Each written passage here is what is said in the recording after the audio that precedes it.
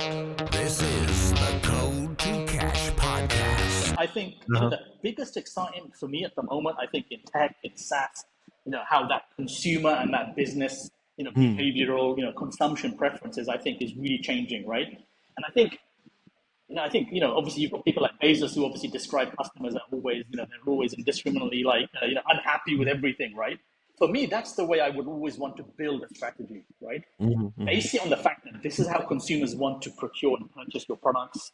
Is it hybrid pricing? Is it usage-based pricing, fixed pricing? Who knows? User-based pricing may make a comeback, right? But make sure you're agnostic to these things, because the one thing I guarantee you, and I'm a consumer myself, how I wanted to purchase, things 5 or 6 years ago are not the same today, right? And in 5 years' time, it will be the same again. So for me, be quite agnostic around how your consumers are purchasing your products, how you're conveying value. And for me, really have that energy and that focus on saying, if I need to change, I know all the blocks I need to go and move around. And I think for me, if you can understand your fabric, and it comes back down to that customer journey, you can change your building blocks, but have those building blocks, really interdependent of each other. And I think the companies that do that very, very well, I think we see that in a lot of especially some of the incredible SaaS organizations where we see their growth rates, right?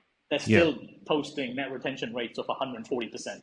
It's down. It was 150, 160, but 140% is an incredible number. Pretty good. They're still growing 30 to 40%, not 50%. Whereas you've got other companies where you've got this issues and you speak about it, pricing change all of a sudden takes 12 months. Guys, we've just lost 12 months, right? You don't buy that back. So for me, I think consumer changes will come even and more to fruition. I think consumer buying preferences, how they consume, it's going to be a massive, I think, innovation coming there. And I think for us, processes, systems, technology, debundle it.